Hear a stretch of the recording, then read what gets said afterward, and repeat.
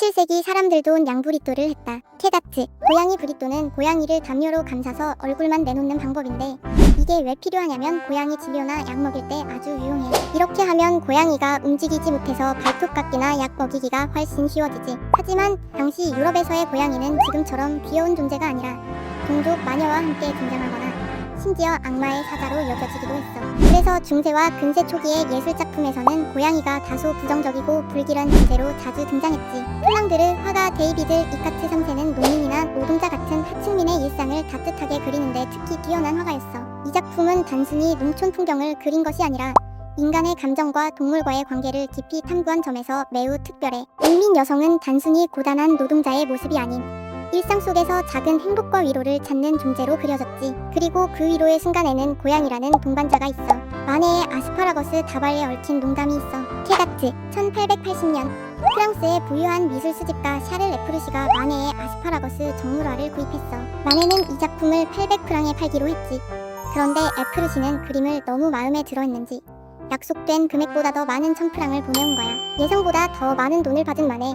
이걸 어떻게 처리했을까? 마네는 고마움을 표현하기 위해 아주 재치있는 방법을 생각해냈어.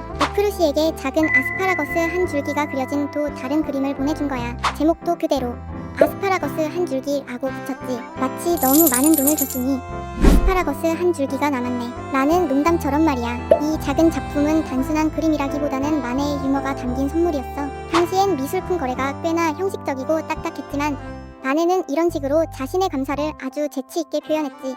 그리고 에프르시도 이 유머를 이해하고 무척 기뻐했다고 해. 빠른 작업 속도로 의심받은 화가가 있어. 케다츠, 17세기 볼로나에서 활동하며 엄청난 속도로 그림을 완성해 모두를 놀라게 했던 천재 화가 엘리자베타시라니. 그녀는 화가인 아버지 밑에서 자라며 미술을 배웠는데 곧 재능을 인정받으며 독립적인 화가로 성장했어. 그런데 그녀의 빠른 작업 속도를 보고 사람들은 의심을 하기 시작했지. 정말 그녀가 직접 그린 게 맞냐는 거였어. 그래서 엘리자베타는 작업실을 공개하고 청중 앞에서 단 하루 만에 초상화 현상을 완성해버렸어. 그 이후 아무도 그녀를 의심하지 않았지. 또한 그녀는 24살의 여성을 위한 미술 아카데미를 세웠어. 그 당시 여성들이 전문적인 미술 교육을 받는 건 거의 불가능했지만 이 아카데미를 통해 많은 여성 예술가를 배출해냈지. 비록 그녀는 27세의 젊은 나이에 세상을 떠났지만 200점의 작품을 남겼고 제자들도 성공적인 예술가로 자라났어. 그녀는 단순한 화가를 넘어 여성 예술가들에게 새로운 길을 열어준 진정한 선구자였던 거지. 자신의 장례식에 참석하기 위해 초상화를 그린 사람들이 있어. 케다츠, 17세기부터 18세기까지 폴란드에서는 독특한 관 초상화가 유행했어. 이 초상화들은 폴란드 귀족들이 자신을 고대 사르마티아 부족의 후손으로 믿으며 시작됐지. 사르마티아인들은 고대 이란의 유목 부족으로 귀족들은 자신들의 위상을 높이기 위해 그들을 조상으로 삼았어. 그래서 이 관 초상화 역시 그 전통을 이어받은 독특한 문화적 산물로 탄생했지. 관 초상화는 죽은 사람을 장례식에서 살아있는 듯 묘사하는 게 특징이었어. 화가들은 매우 사실적으로 인물의 특징을 담아냈는데 작은 결정까지 과장해서 표현했어. 심지어 그림 속 인물들이 관객을 똑바로 쳐다보는 듯한 느낌을 주도록 그려서 방문객들이 조의를 충분히 표하고 있는지 관찰하는 듯한 분위기를 연출했지. 관 초상화는 폴란드, 리투어니아 연방에서만 유행했었고 시간이 흐르면서 점차 사라졌어.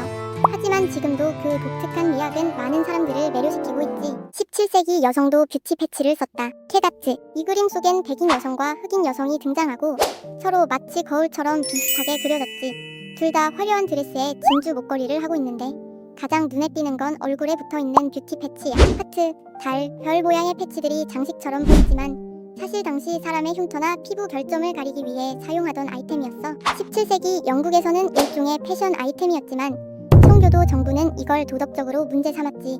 단순한 장식이 아닌 성병 흉터를 숨기는 수단이라고 하며 이를 금지하려 했거든. 그림 뒷면에 적힌 문구를 보면 이 작품이 단순히 미적 장식을 비판하는 걸 넘어서 허용과 죄에 대한 경고를 담고 있다는 걸 알 수 있어.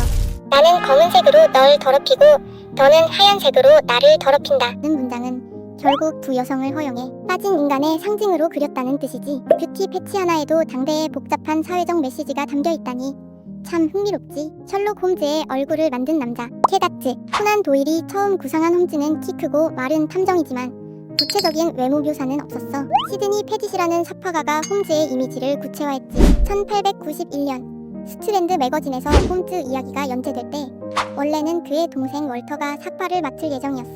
그런데 편집자가 실수로 시드니에게 연락하면서 그가 홈즈를 그리게 된 거야. 시드니는 동생 월터의 외모를 모델로 삼아 홈즈를 그렸고 그 결과 날카롭고 세련된 이미지가 탄생했지. 코난 도일은 처음엔 홈즈가 너무 멋있게 그려졌다고 생각했지만 시드니의 삭파 덕분에 홈즈의 인기가 더욱 높아졌지. 특히 홈즈의 사냥 모자는 시드니가 시골 사건을 해결하는 홈즈를 상상하며 씌웠는데 원작에는 없던 디테일이지만 이 모습이 대중의 사랑을 받으면서 홈즈의 상징이 되었지. 결국 셜록 홈즈의 외모는 코난 도일의 글과 시드니 패짓의 삭파 그리고 그가 동생을 모델로 삼은 우연한 결과로 만들어진 거야. 위험한 초록의 함정, 캣아트. 빅토리아 시대의 초록색 비소 중독 이야기는 정말 충격적이야. 특히 터너 가족의 비극은 위험성을 잘 보여주지. 1850년대 초 런던의 터너 가족은 초록색 벽지로 장식된 집에 살았어. 이 벽지는 비소를 포함한 염료로 만들어졌고 모든 자녀가 잇따라 아프고 결국 세상을 떠나는 사건이 발생했지. 주치의는 터너 가족의 건강 문제를 조사하며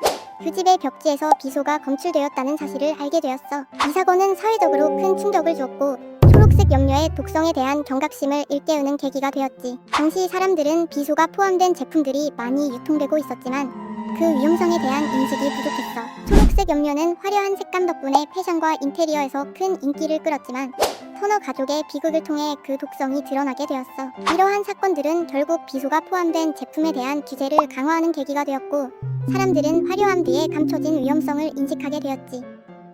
고주망태가 된 수도사, 캣아트. 19세기 독일 화가 에두아르트 폰 그리츠너는 수도사와 맥주를 주제로 한 작품들로 유명했어. 당시에 독일에서 맥주는 단순한 음료가 아니라 생활의 중요한 부분이었고 특히 수도사들이 맥주를 직접 만들기도 했거든. 대표작 중 하나인 간식을 먹고 있는 3명의 수도사를 보면 수도사들이 커다란 맥주 앞에서 아주 행복한 표정을 짓고 있어.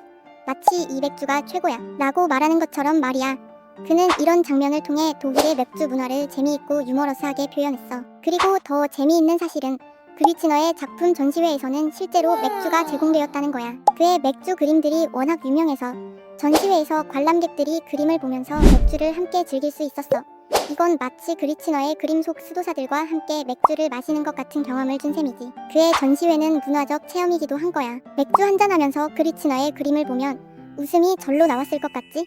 와인잔 속에 숨은 화가, 캣아트. 평범한 정물화 같지만 그 속에 깜짝 놀랄 비밀이 있지. 그건 바로 숨겨진 자화상이야. 클라라 피터스는 17세기 초반 여성 화가로서 이름을 알리기가 어려운 시기에 활동했어. 그녀는 주로 정물화를 그렸지. 과일, 꽃, 잔, 접시 같은 일상적인 물건들을 세밀하게 그리는 장르야. 그런데 그냥 사물만 그린 게 아니야. 그녀는 자기 얼굴을 작품 속에 교묘하게 숨겨놓고는 했어. 그녀는 그림 속에 자신을 숨기는 방법으로 반사되는 유리잔이나 금속 접시 같은 물체를 활용했어.